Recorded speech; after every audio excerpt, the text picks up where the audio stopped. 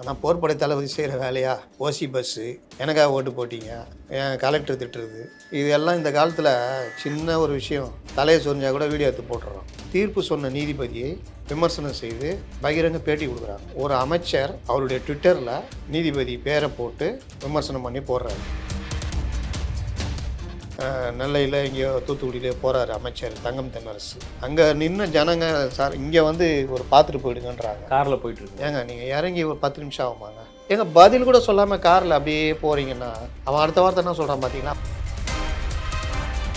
இன்றைக்கி அவரை கேட்டிருந்தா கூட சொல்லியிருப்பார், பொன்முடியா தண்டனையா கொடுத்தாங்க தெரியல, நீங்கள் சொல்லிதான் எனக்கு தெரியுதுன்னு. சூழ்ச்சியாளர்களை வெல்வோம் இப்படிலாம் போட்டு உருட்டுனா தொண்டனுக்கு தைரியம் வரும். யாராவது இன்னைக்கு மாரி செல்வராஜ் ஒரு ட்வீட் பண்ணுறாரு, போடுறாரு, உடனே உதயநிதி அங்கே போகிறாரு, தங்கம் தென்னரசு போகிறாரு, அவங்களாம் பின்னாடி நின்றுட்டு இருக்காங்க. இவர் நின்னாடி பேட்டி அதிகாரி மாதிரி பேட்டி கொடுத்துருக்காரு, அமைச்சர் மாதிரி பேட்டி கொடுக்குறாரு. ஆர்எஸ் பாரதி வந்து பேசுவார்ல, நாங்கள் மிசாவை பார்த்தவர்கள், ஹிட்லரை பார்த்தவர்கள், முசோலினி, அது கூட காணோம். பொன்முடியுடைய அரசியல் வாழ்க்கை. வணக்கம் சார். வணக்கம். பொன்முடியுடைய வழக்கை பற்றி இன்றைக்கி தமிழ்நாட்டில் எல்லாருமே பேசுகிறாங்க. ஆனால் நிறைய பேருக்கு ஒரு குழப்பம் இருக்குது. இந்த செம்மண் குவாரி சம்மந்தமாக ஒரு வழக்கு இருக்கே, அது என்னாச்சு, தண்டனை கொடுத்துருக்கிறது என்ன வழக்கு அப்படிங்கிற ஒரு கன்ஃபியூஷன் இருக்குது. எந்த வழக்கில் பொன்முடி தண்டிக்கப்பட்டிருக்காரு? இது வந்து சொத்து குவிப்பு வழக்கு தான். என்னென்னா எல்லாருக்கும் ஏன் குழப்பம்னா, சமீபத்தில் நீதிபதி ஆனந்த் வெங்கடேஷ் அவர்கள் பல வழக்குகளை வந்து சோமோட்டை எடுத்தாங்க. அதில் வந்து இவருடைய வழக்கம் ஒன்று. அது செம்மண் குவாரியில் மண்ணால் சம்மந்தமாக அரசுக்கு இழப்பு ஏற்பட்டது. அந்த வழக்கு வந்து உயர்நீதிமன்றம் வருது. உயர்நீதிமன்றத்தில் விசாரிக்க அதை குவாஷ் பண்ணணுன்னு வருது, குவாஷ் பண்ண முடியாதுன்றாங்க. கீழமை நீதிமன்றத்தில் அதை வந்து விழுப்புரம் நீதிமன்றத்தில் திடீர்னு வேலூருக்கு மாற்றி அதில் வந்து அவர் அக்யூட்டல் பண்ணுறாங்க. அது வந்து அந்த மாதிரி கிடையாது. இது நீதிமன்றம் டு நீதிமன்றம் மாற்றினதே உயர்நீதிமன்றத்துக்கு யாருக்குமே தெரியாமல் நடந்தது அப்படின்னு பல இதை சொல்லி தான் அவர் சோமோட்டை எடுக்கிறாரு. அதுக்கு மாதிரி பல வழக்குகள், பல அமைச்சருடைய வழக்குகள் எடுக்கிறாரு. அப்போ இது வந்து எடுக்கும் போதே இதை எடுத்து உச்சநீதிமன்றம் வர போகிறாரு பொன்முடி. போகும்போது ஆனந்த் வெங்கடேஷ் ஒரு சர்டிஃபிகேட்டே கொடுக்குது உச்சநீதிமன்றம், அவர் கரெக்டாக பண்ணுறாரு. இவரே போய் அவருக்கு சர்டிஃபிகேட் வாங்கி கொடுத்துட்டு வந்துட்டார். அதனால் எல்லாருக்கும் என்ன குழப்பம்னா, இந்த மாதிரி வழக்கு வந்தோன்னா இந்த வழக்கு தான். இன்றைக்கி ஜெயக்குமார் சட்ட அமைச்சராக இருந்தவர், வழக்கறிஞர், அவரே குழம்பி போயிட்டார். இன்றைக்கி ஒரு தனியார் தொலைக்காட்சியில் பேசும்போது நீதிபதி ஆனந்த் வெங்கடேஷ் நைட்டு ஃபுல்லாக நான் தூங்கலை அப்படின்லாம் வருத்தப்பட்டிருந்தார், அதுக்கேற்ற மாதிரி இந்த தீர்ப்பு வந்திருக்கு அப்படி இப்படின்னோன்னே நெறியாளர் வந்து இல்லைங்க அது வேறு வழக்குன்னா, இல்லைங்க இந்த வழக்கு தானே அப்படி போகுது. அதனால் அவங்க பெரிய ஆட்களுக்கே வரும்பொழுது ஜனங்களுக்கு வர்றதில் இது கிடையாது. ஏன்னா இவங்க அவ்வளோ வழக்குகளை வாங்கி வச்சுக்கிட்டு இருக்கிறாங்க. இடி வேறு தனியாக இடி ரைடெலாம் போச்சு வருதா, அதனால் எல்லாம் வேறு. இப்போ இது வந்து 2006 to 2011 திமுக ஆட்சியில் வருமானத்துக்கு அதிகமாக சொத்து சேர்த்தா கணவன் மனைவி 2 பேர் மேலேயும் வழக்கு. அது வந்து 2016 வந்து அது வந்து இல்லை ஒன்றும் நிரூபிக்கப்படலன்னு விடுதலை செய்கிறாங்க. அதை எதிர்த்து மேல்முறை, அதில் வந்து அதை எதிர்த்து 2017 லஞ்ச ஒழிப்புத்துறை, அப்போ அதிமுக ஆட்சி தான், மேல்முறையீடு பண்ணுறாங்க. அந்த வழக்கு கிட்டத்தட்ட முதல்ல நோட்டீஸ் பண்ணி இது பண்ணது நீதிபதி ஜெயச்சந்திரன் தான். அதுக்கப்புறம் ஒரு 4-5 நீதிபதிகள்கிட்ட அது மாறுது. கடைசியாக அந்த வழக்கு விசாரணையுடைய இறுதி கட்டத்தில் நீதிபதி ஜெயச்சந்திரன்டே அது வருது. அவர் வந்து இப்போ 2023 அந்த தீர்ப்பை ரத்து செஞ்சு குற்றவாளி அப்படின்னு தீர்ப்பு கொடுத்து 2 நாளைக்கு முன்னாடி கொடுத்துட்டு தண்டனை விவரங்களை இன்றைக்கி அறிவிக்கிறார். அதனால் இது முழுக்க சொத்து குவிப்புக்கான வழக்கு. அந்த வழக்குக்கும் இந்த வழக்குக்கும் சம்மந்தம் இல்லை. சோமோட்டோ வழக்கு தனி, அது வேறு. Okay sir. இப்போது இந்த வழக்கில் 3 வருஷம் சிறை தண்டனை கொடுத்துருக்காங்க, 50 லட்சம் அபராதம் 2 பேருக்குமே கொடுத்துருக்காங்க. அவருக்கு ஜாமீன் கிடைக்குமா இல்லை 30 நாள் கழித்து சிறைக்கு போவாரா? அதாவது இந்த இதை அந்த விஷயத்தை 2 விதமாக பார்க்கணும். 30 நாள் அதாவது தண்டனை நிறுத்தி வைப்பு 30 நாள் மேல்முறையீட்டுக்கு நீங்கள் போய்க்கலாம். தண்டனை இருந்தாலும் அவர் வந்து ஜாமீன் வாங்கணும். இப்போ 3 வருஷம் தண்டனை நிறுத்தி வைக்க மாட்டேன் அப்படின்னு சொல்லிட்டாங்கன்னா இவர் ஜெயிலுக்கு போயிட்டுருக்கணும். அங்கேருந்து ஜாமீன் வாங்கிட்டு மேல்முறையீடு பண்ணி அதுக்கப்புறம் ஜாமீன் தனியாக வாங்குறதுன்னு ஒரு இது. மேல்முறையீட்டில் அது விசாரணை நடக்கும். இது ஜெயலலிதாவுக்கு தான் நடந்தது. நீங்கள் பார்த்தீங்கன்னா நீங்கள் குற்றவாளி அப்படின்னாரு, இங்கேயே இருக்கணும் அப்படின்னு சொல்லிட்டு சாப்பிட போனார், வந்தார், தண்டனை அறிவித்தார், அப்படியே கன்விக்ட் நேராக இதுக்கு பிரிசன். சரி. அதுக்கப்புறம் அவங்க வந்து ஹைகோர்ட்டில் போட்டு அப்புறம் சுப்ரீம் கோர்ட்டில் போட்டு தான் ஜாமீன் கிடச்சிது. அதுக்கப்புறம் வழக்கு நடந்தது, அது வேறு விஷயம். இவர் இதில் எப்படி பார்த்தீங்கன்னா 3 வருஷம் தண்டனையை 30 நாள் நிறுத்தி வைக்கிறார். நீங்கள் வந்து மேலே வந்து இது பண்ணி ஜாமீன் வாங்கிக்கிங்க அப்படின்ற மாதிரி மேல்முறையீடு பண்ணிக்கலாம், அதுக்கு வசதியாக அப்படின்னு. இவங்களாம் எப்படி போட்டு குழப்பிக்கிறாங்கன்னா, மேல்முறையீடு போயிட்டாலே இவருக்கு தண்டனை கிடையாது, 30 நாள் கொடுக்குறதே மேல்முறையீடு பண்ணுறதுக்கான டைம் தான் அப்படின்னு. அப்படி கிடையாது. மேல்முறையீடு என்பது தனி. மேல்முறையீடு போகிறாங்க, வழக்கு விசாரணைக்கு எடுத்துக்குவாங்க, நோட்டீஸ் அனுப்பிச்சிடுவாங்க லஞ்ச ஒழிப்புத்துறைக்கு, தமிழ்நாடு கவர்மெண்ட்டுக்கு, மற்றதுக்கு விசாரணை நடக்கும். எத்தனை வருஷம் வேணாலும் நடக்கும். அது வேறு. இந்த 3 வருஷ தண்டனையை 1 மாதத்துக்கு நிறுத்தி வச்சுருக்கோன்றது அப்படி அர்த்தம். இந்த 1 மாதத்துக்குள்ளே நீங்கள் அப்பீல் பண்ணி உச்சநீதிமன்றத்தில் ஜாமீன் வாங்கணும். ஜாமீன் கொடுத்துட்டாங்கன்னா ஜெயிலுக்கு போக தேவையில்லை. ஜாமீன் கொடுக்கலன்னா ஜெயிலுக்கு போகணும். 1 மாதத்துக்குள்ளே இது எதுவுமே நடக்கலைனாலும் ஜெயிலுக்கு போகணும். அப்போது உடனடியாக 30 நாளைக்குள்ளே இவங்க 2 பேருமே ஜாமீன் வாங்கி ஆகணும். இதுதான் பார்ட்டு. ஜாமீன் வாங்குறது தனி, மேல்முறையீடு என்பது தனி. இப்போ இன்னொன்று வந்து, இப்போ நீங்கள் சொல்கிற மாதிரி ஜாமீன் கேட்குறதுக்கு அவர் சுப்ரீம் கோர்ட் போகிறாரு, அங்கே கிடைக்குதா இல்லையான்றது தெரியும். இதுக்கு நடுவில் அவர் கோர்ட்டில் போய் ஒரு உத்தரவு வாங்கி இடைத்தேர்தலில் மறுபடியும் அவர் போட்டியிட முடியுமா? எப்போ குற்றவாளி அப்படின்னு அறிவிச்சிட்டாங்களோ அந்த செகண்டு அவங்க வந்து டிஸ்குவாலிஃபை ஆகிடுவாங்க. நீங்கள் சொல்கிறது வந்து முன்னாடி இருந்தது. முன்னாடி வந்து 8+4ன்னு ஒரு அரசியலமைப்பு சட்டத்தில் அந்த வழி இருந்தது.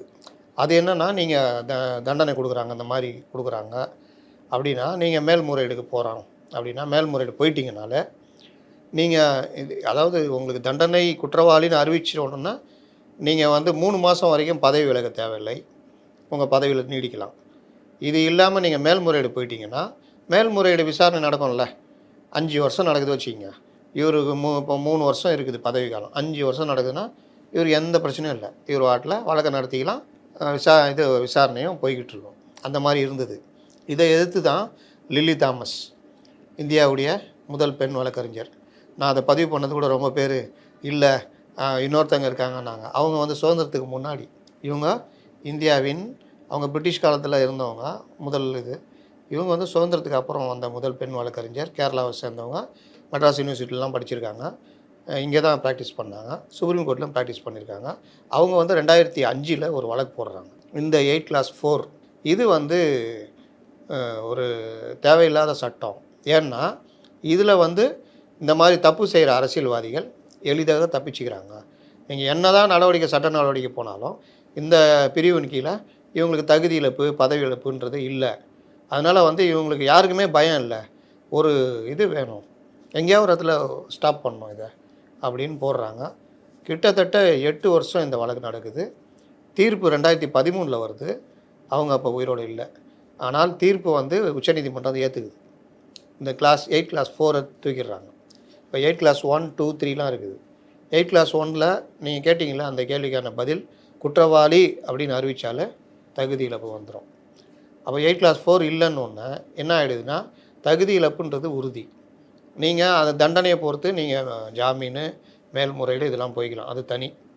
அப்போது எப்போ குற்றவாளி என்று அறிவிக்கப்படுகிறாரோ அப்பொழுதே அவர் எம்எல்ஏ பதவி போயிடும்.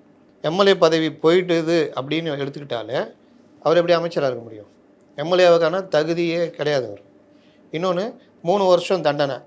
இந்த 3 வருஷம் தண்டனை அப்படின்னு அறிவிச்சிட்டாங்க. அது 30 நாள் அறிவித்தா கூட 30 நாள் தண்டனை, ஒரு மாதம் ஜெயிலில் இருந்துட்டு வர்றாரு வச்சுக்கோங்க.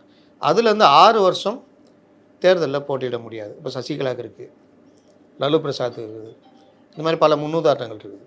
அப்போது 6 வருஷமும் அவர் கிட்டத்தட்ட பொன்முடியுடைய அரசியல் வாழ்க்கை என்பது முடிவுக்கு வந்து விட்டது. இதில் வந்து சமீபத்தில் வந்த ஒரு சில வழக்குகளை கம்பேர் பண்ணி சில டவுட்ஸும் மக்கள் கேட்குறாங்க. ஒன்று வந்து ராகுல் காந்தி டிஃபமேஷன் கேஸில் அவருடைய பதவி நீக்கம் வரும்போது, அதுக்கு ஒரு ஸ்டே வரும்போது மறுபடியும் அவர் வந்து எம்பியாக கண்டினியூ ஆகுறாரு. இது நம்ம தமிழ்நாட்டு எக்ஸாம்பிள் எடுத்துக்கிட்டோன்னா, செல்வி ஜெயலலிதாவுடைய வழக்கு ஒன்று, அதுக்கப்புறம் பாலகிருஷ்ண ரெட்டின்னு ஏடிஎம்கேவோட மினிஸ்டராக இருந்தவர். இப்போ இவங்களுடைய வழக்குகள்லாம் இருக்குல்ல, இப்போ ஊழல் வழக்கு இல்லைனா இந்த மாதிரி வழக்குகளில் தான் இந்த தகுதி இழப்பு அப்படிங்கிறது இருக்குமா, இல்லை வேறு ஏதாவது கிரிமினல் வழக்குகளில் ஒரு மக்கள் பிரதிநிதி இந்த மாதிரி தண்டிக்கப்படுறாருன்னா அப்போவும் இதே தான் அப்ளிகபிள் ஆகுமா? அதில் ஏதாவது வேறுபாடுகள் இருக்கா? ரொம்ப அருமையான கேள்வி. என்னென்னா, சில செக்ஷன் இருக்குது. 153 ஐபிசி 153 2 சமூகங்களுக்கிடையே பிரச்சனை ஏற்படுத்துறதுன்னு அடிக்கடி ஏதாவது மீம்ஸ் போட்டால் கூட அந்த செக்ஷன் போடுவாங்க.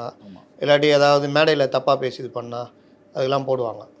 அதில் வந்து குற்றவாளி ஒரு எம்எல்ஏ இல்லை ஒரு மந்திரி இருக்கார், அதில் வந்து அவரை குற்றவாளின்னு அறிவிச்சிட்டாங்க வச்சுக்கோங்க, போச்சு, தகுதி இழப்பு. அதில் ஒரு நாள் தண்டனை கொடுத்தாலும் தகுதி இழப்பு தான், குற்றவாளின்னு அறிவித்தாலே. அப்புறம் வந்து 171E அப்படின்னு இருக்குது. அது வந்து தேர்தல் சம்மந்தமானது. தேர்தலில் நீங்கள் வந்து பணம் கொடுக்கறது, தேர்தலில் உங்களுடைய அதிகார துஷ்பிரயோகம் பண்ணுறது, அந்த மாதிரி விஷயங்களில் மாட்டி வழக்கு நடந்து நீங்கள் எம்எல்ஏ எம்பியாக இருப்பீங்க, அமைச்சராக இருப்பீங்க, அதில் குற்றவாளின்னு அறிவித்தா அதுலேயும் தகுதியில் போயிடும். 376 ரேப் கேஸ். 376ல் அதில் ஏபிசிடி 4 இது இருக்குது. அதில் எந்த இதில் இருந்தாலும் அதுக்கு பார்த்தீங்கன்னா நீங்கள் வந்து மாட்டி நீங்கள் அதில் வழக்கு நடந்து விசாரணை இருக்குது, நீங்கள் அமைச்சராக இருக்கீங்க, குற்றவாளின்னு அறிவித்தா தகுதியில் போயிடுவீங்க. ஒரு நாள் அறிவிச்சா 2 நாளாக போயிடும். இது இல்லாமல் பூத் கேப்சரு, அவர் அமைச்சர் கணவராக இருக்கார், அவர் மனைவியை அடிச்சிட்டாரு, அது ஒரு கேஸ் நடக்குது, அதில் தண்டனை அறிவித்தாலும் இது கீழே பதவி போயிடும். அதில் ஒன்று தான் இந்த பிசி ஆக்டு. பிசி ஆக்டு வந்து நீங்கள் வந்து இது லஞ்சம் வாங்கிறது தானே, அது சொத்து குவிப்புன்றது. இதில் வந்து நீங்கள் ஒரு நாள் தண்டனைன்றனாலும் தண்டனைன்னு அறிவித்தா உங்களுக்கு போயிடும். இந்த மாதிரி வரிசையாக பல செக்ஷன் இருக்குது. இது எல்லாத்துக்குமே இது பொருந்தும். இப்போ லீகலாக இருக்கு. ராஜீவ் காந்தி கேட்டிங்களா, ராகுல் காந்தி. ஆமாம். அதில் நீங்கள் பாலகிருஷ்ண ரெட்டி, ஜெயலலிதா, ராகுல் காந்தி 3 இருக்குது. பாலகிருஷ்ண ரெட்டி ஒரு கலவர வழக்கில் தான் மாற்றார், 153 தான் நினைக்கிறேன்.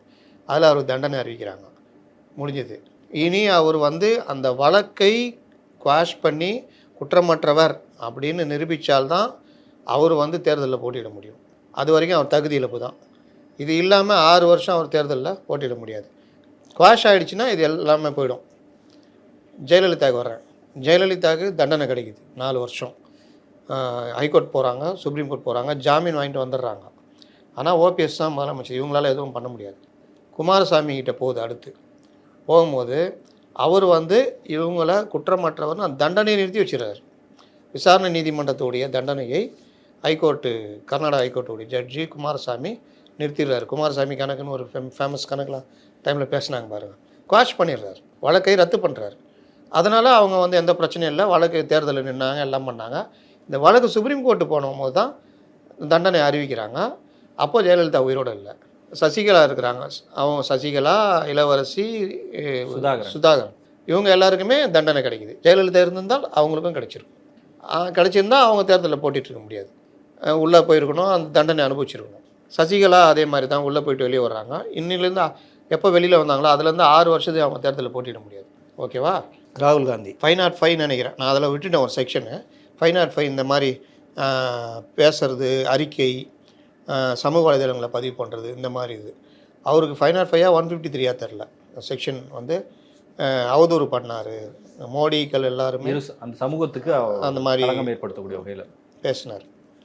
அது குஜராத் நீதிமன்றம் 2 வருஷம் தண்டனை கொடுக்குது. 2 வருஷன்றதுனால பதவி இழப்பு அவருக்கு வந்துடுது. ஆனால் உச்சநீதிமன்றம் அந்த தண்டனையை ரத்து பண்ணிடுது. அதனால் அவருக்கு போன எம்பி பதவியை உடனே கொடுத்துட்டாங்க உடனே. அதனால் நீங்கள் தண்டனையை ரத்து செய்தால் மட்டுமே. இப்போ பொன்முடி இருக்கார், பொன்முடி கேஸில் அப்படி நடக்க வாய்ப்பு இல்லையா? அதான் கேட்குறேன். பொன்முடி இருக்கார், அவர் வந்து ஜாமீன் வாங்கணும், வழக்கு நடக்கணும். வழக்கு எத்தனை வருஷம் நடக்கும்னு தெரியாது. இல்லை உடனே நடந்து உடனே அவரை குவாஷ் பண்ணி அந்த வழக்கையே குவாஷ் பண்ணிட்டாங்கன்னா நீங்கள் வந்து அவருக்கு பழையபடி வந்துடலாம், அமைச்சராக வரலாம். அந்த அந்த தொகுதிக்கு வந்து அவர் எம்எல்ஏன்றது இதாகாது, அது போனது. ஆனால் அந்த விஷயத்துலையுமே இப்போ ராகுல் காந்திக்கு வந்து தகுதி இழப்பு நடந்திருந்தாலும் அவர் தொகுதி காலியாகவே இருந்தது. ஒருவேளை அங்கே எலெக்ஷன் அனௌன்ஸ் பண்ணி வேற ஒருத்தர் வந்திருந்தாருன்னா அதுக்கு சாத்தியம் இல்லாமல் போயிருக்கும். இப்போ உடனடியாக நடந்ததுனால அது வந்து இவருக்கு உடனே மறுபடியும் எம்பி பதவி திரும்ப வந்துடுச்சு. அந்த மாதிரி இங்கே நடந்துச்சுன்னா வாய்ப்பு இருக்குது, வழக்கு நடக்கிற காலத்தை பொறுத்து. இதில் இன்னொரு விஷயம் கூடுதலாக சொல்கிறேன். இவங்க பண்ணுற இந்த விஷயங்கள்லாம் பல விஷயங்கள் பார்த்திங்கன்னா ஒரு முறையான ஒரு சட்ட நகர்வாகவே இருக்காது. பாருங்கள், திமுகவுடைய இது நகர்வுலாம். செந்தில் பாலாஜி வழக்கில் எடுத்துக்கோங்க, அவர் கைது, அவர் சம்மன் தான் கொடுக்குறாங்க. பொன்முடிக்கு கொடுத்த மாதிரி சம்மனுக்கு அவர் போயிருந்தாருன்னா ஒருவேளை அவர் அரெஸ்ட் பண்ண கூட வாய்ப்பு இருந்திருக்காது. என்ன தப்பான இது கொடுத்தாங்களோ தெரியல. அவர் அழுது புரண்டு இது பண்ணி வாங்க முடியாமல் பண்ணோன்னே அவர் அரெஸ்ட் பண்ணுறாங்க, உடம்பு சரியில்லைன்னொன்னே அட்மிட் பண்ணுறாங்க, ஜெயிலில் போடுறாங்க. இங்கே இவரை கூட்டிகிட்டு போனோன்னா அந்த அம்மா அவங்க ஒய்ஃபு இல்லை, அவங்க காண்டாக்ட் பண்ண ட்ரை பண்ணுறாங்க, முடியல, மெயில் போடுறாங்க. ஏன்னா அரெஸ்ட்டு உறவினர்களுக்கு சொல்லி ஆகணுன்ற அடிப்படையில் ஃபோன் பண்ணுறாங்க, ரீச் ஆகலை, மெயில் போட்டுடுறாங்க. இவர் இப்படி இங்கே அட்மிட் ஆனோன்னா அவங்க ஏபிஎஸ் கார்பஸ் போடுறாங்க. எங்கே ஹைகோர்ட். இங்கே செஷன்ஸ் கோர்ட்டில் அவரை ரிமாண்ட் பண்ணுறாங்க. ரிமாண்ட் பண்ணும்போது ஜாமீன் கேட்குறாங்க. ரிமாண்ட் பண்ணோன்னு ஜாமீன் கேட்குறாங்க. ஜாமீன் மறுக்கப்படுது. ஹைகோர்ட்டில் சட்டவிரோத காவல் அப்படின்னு ஒரு வழக்கு போடுறாங்க. இது இந்த வழக்கு நடந்துட்டு இருக்கும்போது ஏபிஎஸ் கார்பஸ் வந்து அவர் இருக்கார் அப்படின்னு சொல்லிட்டு முடிச்சு வைக்கிறாங்க. சட்டவிரோத காவல் இது கைது சம்மந்தமான வழக்கு நடக்கும்போது 2 ஜட்ஜி வேறு இது 3வது ஜட்ஜி என்ன சொல்கிறாரு, ரொம்ப பக்காவாக தெளிவாக அடிக்கிறார். நீங்கள் அவரை கைது பண்ணிட்டாங்க. கைது பண்ணி உங்கள் இதில் தான் இது பண்ணுறாங்க. தகவல் உங்களுக்கு மெயில் மூலிமா வருது. ஏபிஎஸ் கார்பஸ் போடுறீங்க. இது ஒரு பார்ட்டு. ஏபிஎஸ் கார்பஸ் போட்டவங்களே காலைல வீட்டில் ஹாஸ்பிட்டலில் பார்த்துறீங்களா? ஆட்கொணர்வு மனுனா என்ன? சார் எங்கள் வீட்டுக்காரை பிடிச்சிட்டு போயிட்டாங்க, எங்கே இருக்காருன்னு தெரியல, எந்த போலீஸ் பிடிச்சிட்டு போயிடுச்சுன்னு தெரில, இல்லை போலீஸ் தான் பிடிச்சிட்டு போனான்னு தெரில, ரவுடி பசங்க ஆவாதவங்க கூட கூட்டு போயிருக்கலாம். அதனால் எங்கள் வீட்டுக்காரர் எங்கே இருக்கான்னு தெரில. கனம் கோட்டார் அவர்கள் அவரை கண்டுபிடித்து கோர்ட்டு முன் ஆஜர்படுத்தும்படி கேட்டுக்கொள்கிறேன். இதுதான் கோர்ட் என்ன பண்ணோம், யார் இது கமிஷனர் யாருன்னு ஆர்டர் போடும், அவரை கொண்டு வந்து இது பண்ணோன்னு. அவங்க வந்து ஐயா எங்கள் ஸ்டேஷன் தான் பிடிச்சிக்கிறாங்க, இந்த மாதிரி காரணத்துக்காக பிடிச்சிருக்கோம், ரிமாண்ட் பண்ணியிருக்கோம், இந்த தகவலை அவங்கள்ட்ட சொல்லிட்டோம், அவள் தான் முடிஞ்சிடும் ஆட்கொணர்வு. இல்லை எவனா கடத்திட்டு போயிருந்தானா பிடிச்சி கொண்டு வந்து இது பண்ணுவாங்க. காதலில் கூட நடக்கும். அது லவ் பண்ணிட்டு ஓட்டு போயிட்டா கூட ஆட்கொணர்வு போடுறீங்க. இங்கே வந்து கைது பண்ணிட்டாங்கன்னா ஜாமீன் கேட்குறீங்க. ஜாமீன் கேட்டுட்டு அங்கே வந்து சட்டவிரோத காவல்னு எங்ககிட்ட வர்றீங்க. கைதை ஏற்றுக்கிட்டால் தான் ஜாமீன் கேட்க முடியும். அப்புறம் எப்படி சட்டவிரோத காவல்னு என்கிட்ட வரும்? முரணாக இருக்க நீங்கள் பண்ணுறதுன்னு கார்த்திகேயன் வந்து அந்த இதில் சொல்கிறார், 3வது நீதிபதி. அதனால் அது ஒரு முரண். இது நடக்கும் போதே இங்கே வழக்கு ஜாமீன் இந்த மாதிரிலாம் போகும்போதே சுப்ரீம் கோர்ட்டில் போய் இதே சட்டவிரோத காவல்னு போகிறாங்க. இங்கே இது பண்ணி ஜாமீன் மறுக்கப்பட்டோன்னே சுப்ரீம் கோர்ட்டில் போய் ஜாமீன் கேட்க முடியாதுல்ல. ஏன்னா நீங்கள் கைதை இது பண்ணி போகிறீங்க. அதுக்கப்புறம் சட்டவிரோத காவல் அந்த வழக்கு முடிஞ்சோடனே ஜாமீன் கேட்குறீங்க. ஜாமீன் கேட்கும்போது என்ன பண்ணுறாங்க, ஜூனியர் சாமிச்சி கேட்குறாங்க. ஜூனியர் என்ன பண்ணுறாங்க, சாயந்தரம் எங்கள் வழக்கறிஞர் வருவாங்க, அதனால் எதுனா உங்கள் வழக்கறிஞருக்கே அக்கறையில்னா நாங்கள் என்ன பண்ணுறதுன்ட்டு சுத்தமாக 1 வாரமாக 1 மாதமாக தள்ளி வச்சிட்டாங்க. அப்போது இந்த விஷயத்தில் பிஎம்எல்ஏ ஆக்டில் எப்படி இந்த வழக்கை கொண்டு போகணுன்னு இவங்களுக்கு தெரியல, அதை எப்படி பண்ணணுன்னு இது ஆகலை. இது ஒரு பார்ட்டு. அசல் செந்தில் பாலாஜி இப்போ வர முடியாத அளவுக்கு இவங்களே சிக்கலை ஏற்படுத்திட்டாங்கன்னு சொல்லலாம். சேம் இவர் இதுலேயும் இந்த ஜாமீன் வழக்கை கேட்க போகிறாங்க. ஏற்கனவே பொன்முடி உச்சநீதிமன்றத்தில் வேற ஒரு வழக்கில் என்ன இதுன்றது தெரியும். இப்போ இந்த வழக்கில் போகும்போது நீங்கள் உங்கள் ப்ரே எப்படி இருக்கணும், மாதிரி பண்ணிட்டாங்க, இதில் இந்த விஷயங்கள்லாம் பரிசீலிக்கலை அப்படின்ற மாதிரி கேட்டு ஜாமீன் கேட்கணும். இங்கே இவங்க என்ன பண்ணுறாங்க, தீர்ப்பு சொன்ன நீதிபதியை விமர்சனம் செய்து பகிரங்க பேட்டி கொடுக்குறாங்க. ஒரு அமைச்சர் அவருடைய ட்விட்டரில் நீதிபதி பேரை போட்டு விமர்சனம் பண்ணி போடுறாரு. இதெல்லாம் கண்டெம்ட் ஆஃப் தி கோர்ட் வரும். இது இல்லாமல் இவ்வளோ வேலையும் பண்ணிவிட்டு நீங்கள் இதையும் நாங்கள் எங்களுடைய இதில் ஒரு காரணியாக வைப்போம் அப்படின்னு சொல்லிட்டு போகிறீங்க. இது எல்லாத்தையும் சுப்ரீம் கோர்ட் எப்படி பார்க்கும்? அதுதான் பிரச்சனை. இப்போவும் சொல்கிறேன், இவங்க வந்து அது முறையாக போல வம்பு இருக்கிற மாதிரியே தான் போய்கிட்டு இருக்கிறாங்க. அதோடைய விளைவு வந்து அவருக்கு பேக் ஃபயர் ஆகிறதுக்கும் வாய்ப்பு இருக்குது. ஜாமீன் கிடச்சிரும், வழக்கு நீளமாக லீகலாக எப்படிலாம் இருக்குன்றதை சொன்னீங்க. பொலிட்டிக்கலாக இது எப்படி மாறும் சார்? முக்கியமான ஒரு அமைச்சர் அவர், திமுகவின் போர்ப்படை தளபதிகளில் ஒருத்தர்னு கூட சொல்லலாம். அவருடைய கைது அரசியல் ரீதியாக எந்த மாதிரியான ஒரு செட்பேக்கை திமுகவுக்கு ஏற்படுத்தும்? போர்ப்படை தளபதின்னு நீங்கள் சொல்கிறீங்க, ஆனால் போர்ப்படை தளபதி செய்கிற வேலையா ஓசி பஸ்ஸு, எனக்காக ஓட்டு போட்டிங்க, என் கலெக்டர் திட்டுறது, இது எல்லாம் இந்த காலத்தில் சின்ன ஒரு விஷயம் தலையை சொரிஞ்சால் கூட வீடியோ எடுத்து போட்டுடுறான். நீ உட்காந்து திட்டிக்கின்னு இந்த மாதிரி பேசிக்கிட்டு மேடையில் பேசுகிறதுலாம் போர்ப்படை தளபதி செய்கிற வேலையா? நீங்கள் வந்து என்ன சொல்கிறது, படை அந்த எதிரிக்கு நீங்களே ஆயுதத்தை கொடுக்குற கதை. இது ஒரு பாட்டு வச்சிங்களேன். அது அவங்க எல்லாருமே இப்போது எந்த ஜமீன்தாரி முறையை எதிர்த்து வந்தாங்களோ, எந்த பண்ணை அடிமைத்தனத்தை எதிர்த்து கம்யூனிஸ்ட்டுகள் தான் வந்தாங்க. இவங்க நாங்கள் கருப்பு கம்யூனிஸ்ட்னு சொல்லிக்கிட்டாங்க, நாங்கள் பண்ணையார்களுக்கு எதிரானவர்கள் அப்படி இப்படிலாம் இது பண்ணாங்க. இப்படிப்பட்டவங்க இன்றைக்கி ஒவ்வொருத்தருமே ஒவ்வொரு பண்ணையாராக இருக்கிறாங்க. மக்களை வந்து பண்ணை அடிமைகள் மாதிரி பார்க்குற பார்வை தான் இருக்குது. இன்றைக்கி கூட ஒரு காணொளி பார்த்தேன், நெல்லையில் எங்கேயோ தூத்துக்குடியிலே போகிறாரு அமைச்சர் தங்கம் தென்னரசு, இத்தனைக்கும் தென் மாவட்ட அமைச்சர், மூத்த அமைச்சர். அங்கே நின்று ஜனங்க சார் இங்கே வந்து ஒரு பார்த்துட்டு போயிடுங்கன்றாங்க. காரில் போயிட்டுருக்கு. ஏங்க நீங்கள் இறங்கி ஒரு 10 நிமிஷம் ஆகுமாங்க? ஓட்டு கேட்க மட்டும் ஒரு நாள் ஃபுல்லாக செலவழிக்கிறீங்க. 10 நிமிஷம் பார்த்தா அவனுக்கு நீங்கள் கொடுக்குறீங்களோ எது பண்ணுறீங்களோ ஒன்றும் இல்லை. பார்த்துட்டேங்க பண்ணுறாங்க, அதிகாரி கூப்பிட்டு நீங்கள் பார்த்தா தானேங்க எதாவது சொல்ல முடியும். அதிகாரிகளுக்கு என்னம்மா குறை, இது சாப்பாடே 3 நாள் வரல, உடனே இது பண்ணுங்கள், கரண்ட்டு வரலைங்க, என்னங்க கரண்ட்டு சார், கொஞ்சம் தண்ணி வடியுது, ஏன்பா தண்ணி என்ன ஏன் வடியாது, இல்லை சார் இன்றைக்குள்ளே நாங்கள் இது பண்ணுவோம், அது டக்குன்னு பண்ணு, இவங்களுக்கு உடனே சாப்பாடு அவ்வளோதானேங்க, வேறு என்னங்க, நீ உன் கை காசு போட்டு ஏதாவது பண்ண போறியா? ஒன்றுமே கிடையாது, பண்ணிட்டு போயிட்டே இருக்கலாம். ஏங்க பதில் கூட சொல்லாமல் காரில் அப்படியே போகிறீங்கன்னா அவன் அடுத்த வார்த்தை என்ன சொல்கிறான் பார்த்தீங்களா? ஓட்டுக்காக வந்துடாதீங்கன்றான். இந்த எஜமானத்தனம் இருக்குது பார்த்தீங்களா? இவங்களுடைய நினைப்பு என்னென்னா, துட்டு கொடுத்தா ஓட்டுக்கு இவ்வளோன்னு கொடுத்துட்டா நம்ம இது பண்ணிடலாம், ஜெயிச்சிடலாம் அப்படின்னு. எல்லா கட்சிகளுமே கிட்டத்தட்ட இந்த எஜமானத்தனம் புத்தி இருக்குது. வாக்காளர்களை ஆனால் பேசும்போது மன்னர்கள், இந்நாட்டின் மன்னர்கள்லாம் பேசுகிறது இது. அப்போ இந்த மாதிரி இவர் நடந்துக்கிட்டார். இவருடைய கைது இதை கூட திமுகவில் கூட பெருசாக ஒன்றும் ரியாக்ட் பண்ணுற மாதிரி இல்லை. செந்தில் பாலாஜிக்கு அதான் நடந்தது. திமுகக்குள்ளே ஒரு கோபம் இருக்குது. என்னென்னா, மூத்த அமைச்சர்கள் மற்றவங்கலாம் விடுங்க, வர்ற எல்லாருமே பார்த்தீங்கன்னா ஏடிஎம்கிலேருந்து வந்தவங்களுக்கு தான் முக்கிய பொறுப்பு கொடுத்துருக்காங்க அப்படின்றது ஒரு. அப்புறம் குறிப்பிட்ட மொழி பேசுகிற ஆட்கள் ஆதிக்கம் ஜாஸ்தி இருக்குது, அது ஒரு இது இருக்குது. சரி, அமைச்சராக ஏதோ இருக்கிறோம்பா அப்படின்னு பார்த்தா வருமானத்துக்கு வழியே இல்லை, எல்லாம் அவங்களே முடிவு பண்ணிக்கிறான்னு ஒரு இது இருக்குது. சரி, எம்எல்ஏவாக இருக்கேன், மாவட்ட செயலாளர் இருக்கேன், எதாவது பண்ண முடியுதுன்னா ஒன்றும் பண்ண முடியலன்னு இருக்குது. சரி, இந்த குறையெல்லாம் போய் தலைவர்கிட்ட சொல்லலாம், பொதுச் செயலாளர்கிட்ட சொல்லலாம். நான் பொதுச் செயலாளர் எப்படி பார்ப்பார் பார்த்துருக்கீங்களா? அப்படின்னுவார். பத்திரிகையாளர்கிட்டே பொது வழியிலே அவர் இன்றைக்கி அவரை கேட்டிருந்தா கூட சொல்லியிருப்பார், பொன்முடியா தண்டனையா கொடுத்தாங்க தெரியல, நீங்கள் சொல்ல தான் எனக்கு தெரியுதுன்னுவார். கரெக்டாக சொல்லுவாரா இல்லையா? இடி ரேடுக்கே சொன்னார்ல. அப்போது இந்த மாதிரி பொதுச் செயலாளர் இந்த மாதிரி தலைவர்கிட்டே போக முடியாது, அமைச்சர்களே போக முடியல போல். எங்கெங்கே போய் குறைய சொல்லுவாங்க? திமுகவுடைய எதிர்காலத்தை நினச்சா, திமுகன்னு ஒரு கட்சியை நாங்கள்லாம் பார்த்தவங்க எப்படி அதோடைய செட்டப் இருக்கும்னு. கலைஞர் எம்ஜிஆர்ன்ற ஒரு பெரிய ஆதிக்கம் வெளியில் போன பிறகு அந்த கட்சியை கொண்டு வரதுக்கு எம்ஜிஆருக்கு எவ்வளோ ஸ்டார் வேல்யூ இருந்தது, அதை மீறி அந்த கட்சி நின்னதில்ல. இப்போ நாங்களாம் எம்ஜிஆர் ரசிகர், ஆனால் கலைஞரை பிடிக்கும். சினிமாவில் நீங்கள் அரசியலில் அவரை விட்டு ஆள் இல்லை, இந்த நினைப்பில் ரொம்ப பேர் இருந்தாங்க தமிழகத்தில். அதனால் அவரோட ஆதிக்கம் பண்ண முடிஞ்சது, அவருடைய ஆளுமை, அந்த விஷயங்களை இது பண்ணுறது. இன்றைக்கி பொன்முடி மேட்ரு, இதே ஆர் ராசாக்கு என்ன சொன்னார்? தகத்தாய கதிரவன், பார்ப்பனிய சூழ்ச்சி, என்னென்னவோ போட்டு அந்த ஒரு முட்டு கொடுக்குற இது இருக்குல்ல, அந்த தொண்டர்களை வந்து அந்த வைப்புலேயே வச்சுக்கணும். இதையும் தாங்கி வருவான், எதையும் தாங்கும் இதையும் தாங்கும், சட்ட போராட்டம் நடக்கும், இந்த சூழ்ச்சிகளை வெல்வோம், சூழ்ச்சியாளர்களை வெல்வோம், இப்படிலாம் போட்டு உருட்டுனா தொண்டனுக்கு தைரியம் வரும். யாராவது இன்றைக்கி எங்கேயா தான் வந்துச்சா? தீர்ப்பு கொடுத்த நீதிபதி விமர்சனம் பண்ணிவிட்டு பேட்டி கொடுத்துட்ருக்கிறீங்க. அப்போ அடுத்த கேள்வி என்ன வருது? அப்போ இவர் எதுவுமே செய்யலையா? ஈடியை திட்டுறீங்க, பாஜகவை திட்டுறீங்க, நம்ம கூட பேசியிருப்போம். நீங்கள் ஏன் அதுக்கு தலையை கொடுக்குற மாதிரி பண்ணலையா? அவர் எதுவுமே பண்ணலையா? அவரை நீங்கள் தான் விமர்சனம் பண்ணீங்க. செந்தில் பாலாஜியை 2019 அவரை கடுமையாக விமர்சனம் பண்ணீங்க, எதிர்கட்சியாக இருக்கும்போது. வழக்கே நீங்கள் தான் போட்டீங்க. இதெல்லாம் பண்ணிட்டு அவரை கட்சியில் சேர்த்து மாவட்ட செயலர் அமைச்சர் ஆகிட்டு, அப்போ அவருக்கு முட்டு கொடுத்துட்டு அந்த இதுக்கான தண்டனை தான் இப்போ உள்ளே இருக்கார், இலாகா இல்லாத அமைச்சராக வச்சுருக்கீங்க.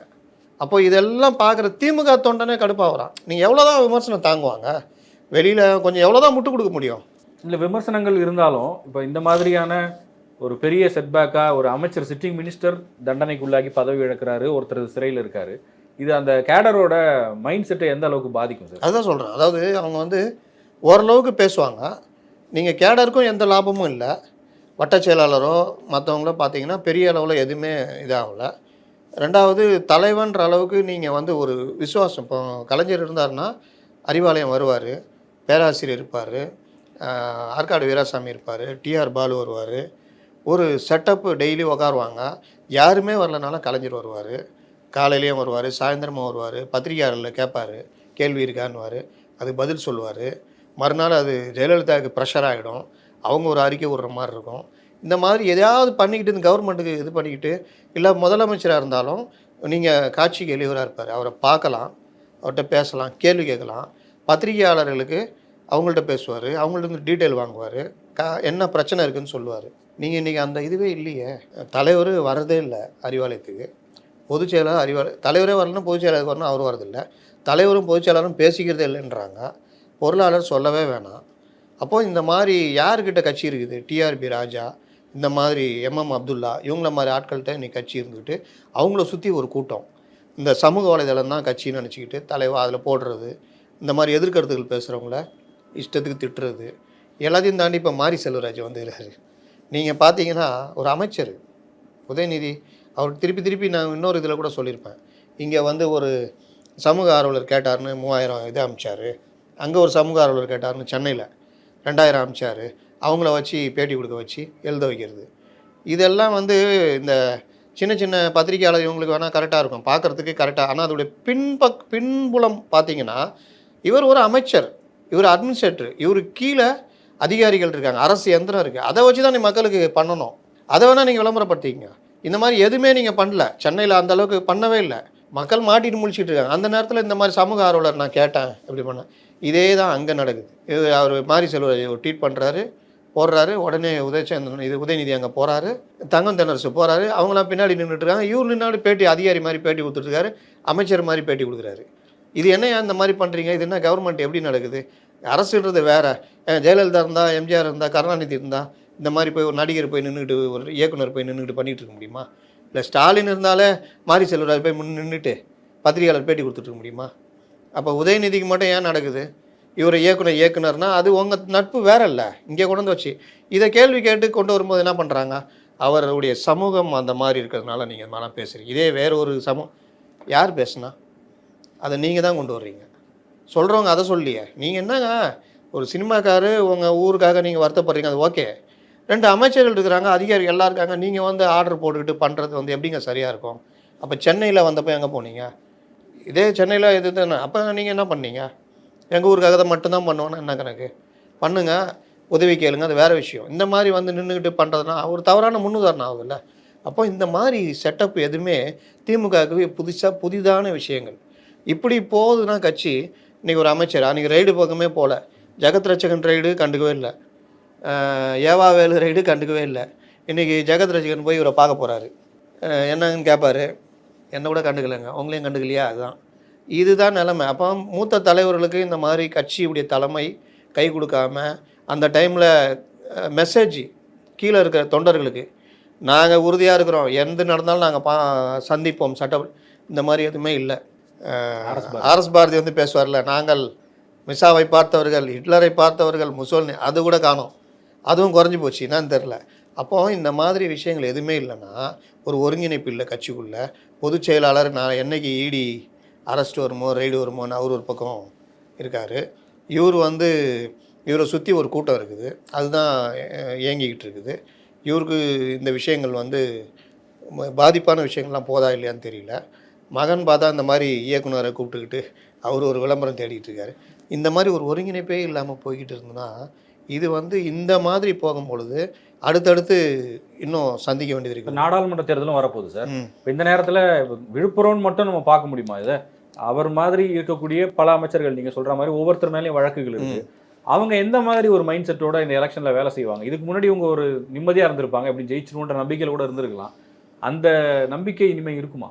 இப்போது ஒரு மத்திய அரசு மேட்டர்னு வச்சிங்களேன், ஒரு எதிர்த்து பேசணும், மாநிலத்தில் அரசியல் பண்ணணும். அப்போனா மத்திய அரசு நீங்கள் எதிர்த்து பேசணும் தான் பண்ணணும்.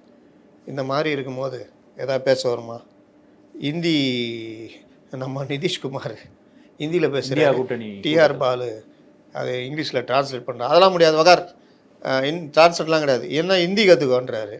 இது ஒரு பெரிய இஷ்யூவாக போய்கிட்டு இருக்கா. ஹிந்தி தெரியாது போடா அப்படி கிளப்புனீங்கல்ல, இப்போ எங்கே போச்சு அப்படின்னு வருதா? இப்போ இந்த அரசியல்லாம் பண்ண முடியல இவங்களால், எந்த அரசியலும் பண்ண முடியல. அப்போது இப்போ அனிதா ராதாகிருஷ்ணன், பெரியசாமி, கீதா ஜீவன், தங்கம் தென்னரசு, கேகேஎஸ் சாரு, வரிசையாக துரைமுருகன் கட்சியுடைய பொதுச் செயலாளர் எல்லாருமே ஏதோ ஒரு வகையில் ஏதோ ஒரு இடி கேஸோ இல்லை சொத்து குவிப்பு ஏதோ ஒரு வழக்கில் இருக்காங்க. நாளைக்கு நமக்கு வருமோ அப்படின்ற ஒரு அச்சத்தோட இனிமேல் அந்த எதிர்ப்பு, மோடி எதிர்ப்பு தான் அவங்களுடைய பலம் இங்கே ஓட்டு வாங்குறதுக்கு காரணம். அது குறையுமா? அதில் வேகம் குறையுமா? கண்டிப்பாக குறையும். கூட்டணி கட்சிகளும் இதுதான் நேரம்னு சொல்லிட்டு மேலே ஏறி நின்றுக்கும். இவ்வளோ நாளாக இவங்க பவராக இருந்தாங்க, அவங்க பவரே இவங்களால தான்ன்றது இவங்களுக்கு தெரியல. கூட்டணி கட்சிகளுக்கு இவர் நிற்கிறாருனால நம்மலாம் போயிட்டா இவர் கதை கந்தல்னு தெரியல. இவங்க வந்து நம்ம கொடுப்பாங்க, சீட்டு கொடுக்க மாட்டாங்களோ அது கொடுக்க மாட்டாங்கன்ற இதுலேயே நீங்கள் மார்க்சிஸ்டுகள், மதிமுக, காங்கிரஸ் நிலமெல்லாம் படுமோசம். விசிகேலாம் எதையுமே எதிர்த்து பேசுறதில்லை. குறைந்தபட்சம் சென்னை வெள்ளத்தில் கூட யாருமே வாய் திறக்கல பாருங்கள். அவ்வளோ நடந்துச்சு, ஊடகங்கள் பதிவு பண்ணிச்சு, சர்டிஃபிகேட் வேறு கொடுத்தாங்க. இப்போ கே பாலகிருஷ்ணன் அவர் சர்டிஃபிகேட் கொடுத்தாரு, சிறப்பாக செயல்பட்டாங்க அப்படின்னு. அப்போ இந்த மாதிரி இருக்கவங்களாம் இந்த மாதிரி ஊழல் கட்சி, ஊழலுக்காக தண்டிக்கப்பட்ட முதல் டைம் ஒரு அமைச்சர் தண்டிக்கப்பட்டு பதவி விலகிறார். நீங்கள் ஜெயலலிதா சொல்லியிருந்தாங்கல்ல, திமுக நீங்கள் நடந்துச்சா? இப்போ அதே இது எல்லாமே திரும்பும். அண்ணாமலை சும்மாவே பேசுவார், அவருக்கு அவல் கிடைச்ச மாதிரி எப்படி பேசுவார். இது ஒரு டேர்னிங் பாயிண்டா சார்? ஆமாம், அரசியல் களத்திலே ஒரு ஒரு turning point. Turning point. இப்போ என்ன ஆகுனா கூட்டணி கட்சிகள் அவங்க வந்து இதை பயன்படுத்தி அதிக சீட்டு கேட்குறது. இப்போ இந்தியா கூட்டணியில் திமுக இருக்கணுமான்ற சிந்தனை எல்லாருக்குமே வர ஆரம்பிச்சிச்சு. ஏன்னா இவங்கள வச்சுக்கிட்டு நீங்கள் பாஜக ஊழலை பற்றி பல மாநிலங்கள் பேச முடியாது. நீங்கள் பொதுவான அரசியல் பண்ண முடியாது. ஏன்னா அவங்க வந்து இந்துத்துவ அரசியல் பண்ணுவாங்க. இந்து தர்மத்தை எதிர்த்து பேசினார் உதயநிதி, அவரை கூட வச்சுருக்கானுவாங்க. அதையும் ஏதோ மறக்கடிக்கலாம் அப்படின்னு போடுறப்ப தான் நம்ம செந்தில் கோமுத்திர ஸ்டேட்டுன்னு சொல்லிட்டு கோமியம் கொடுக்குற மாநிலங்கள்னு சொல்லி பெரிய பிரச்சனை ஆயிடுச்சு. அப்போ இது எல்லாத்தையும் பாஜக பயன்படுத்தும் பொழுது இப்போ ஊழலுக்காக ஒரு அமைச்சர் சிறைக்கு போகிற நிலைமை ஆயிடுச்சு. ஆனா அது நிறைய பேர் இருக்காங்களா சார்? இந்தியா அலையன்ஸ்லயும் பல கட்சிகள் மேல அந்த வழக்குகள் இருக்கு. நீங்கள் நிறைய பேர் இருந்தாலும் நீங்கள் தான் ஐடியாலஜி யுத்தம், நாங்கள் திராவிட அரசியல் இப்படிலாம் பேசிகிட்டு இருக்கிறீங்க. இப்படி உருட்டிகிட்டு இருக்கும்போது இந்த பிரச்சனை வரும்போது எடுத்து பெருசாக பண்ணுவாங்கல்ல. அப்போ இந்த பெரிய மாற்றங்கள் எல்லாம் வரும்பொழுது இந்தியா கூட்டணியில் இப்போ காங்கிரஸ் ஏன் நம்ம இங்க கூட இருக்கணும்? 91 96 ஜெயலலிதா கிட்ட இருந்தால் சிக்கல்னு வரப்போ காங்கிரஸ்குள்ளேயே ஒரு பிளவு வந்தது. அந்த மாதிரி நம்ம ஏன் இருக்கணும்? பக்கத்துலேயே ஒருத்தர் ரெடியாக இருக்கார், 20 சீட்டு கொடுக்குறதுக்கு ரெடியாக இருக்கார். அப்படின்னா 15 சீட்டு கொடுக்கட்டுமே காங்கிரஸுக்கு, ஏடிஎம்கே தர்றேன்னுது. ஏடிஎம்கேவும் காங்கிரஸும் சேர்ந்து நின்னா தோக்கவே மாட்டாங்க, டிஎம்கே கட்டமாகும். அப்படி இருந்தால் லாபம்னா போக தானே செய்வாங்க. நான் அவங்களை 6 சீட்டு கொடுப்பேன்னு சொல்ல முடியாதுல்ல. இல்ல அந்த டிசிஷன் எடுக்கிற அளவுக்கான சூழ்நிலை இருக்கா சார் இங்க? இருக்கா இல்லையான்றது அடுத்தடுத்த நகர்கள் இந்த 2-3 மாதத்தில் தெரியும். ஆனால் இப்போதைக்கு திமுகவுக்கு ஒரு பெரிய செட்பேக் அப்படின்னு இது சொல்லலாம். எப்படி ஹேண்டில் பண்றாங்கன்றத பொறுத்து தான் நம்ம இது பண்ண முடியும். நன்றி சார். நன்றி.